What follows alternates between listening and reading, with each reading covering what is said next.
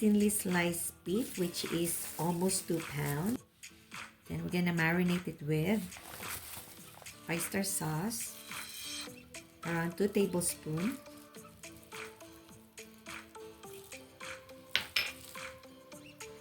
Around 2 tablespoons of liquid seasoning, 1 teaspoon brown sugar, half a teaspoon ground black pepper, 1 teaspoon of garlic powder, and lastly, I have 2 tablespoons of corn flour. I'm just gonna mix it.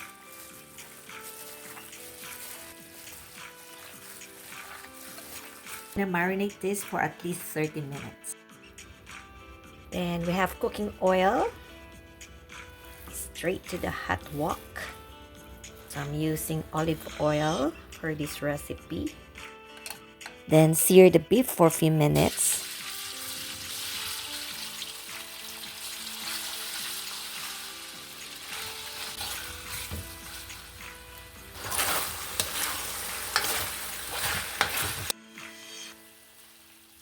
Then we're gonna set this aside.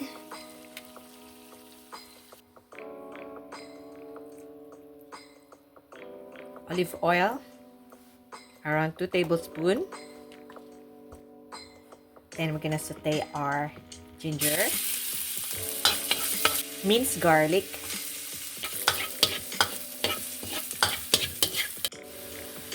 and shallots.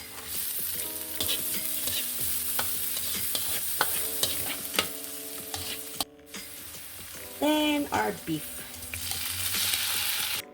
I'm going to add another tablespoon of oyster sauce and 2 drops of sesame oil. 1, 2.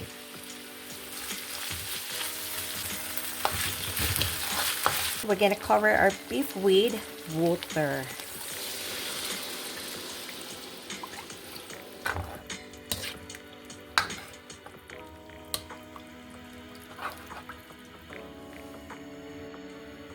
A little bit of salt, ground black pepper.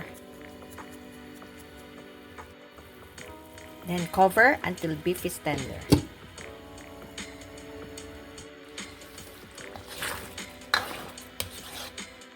And once our beef is tender, we can add our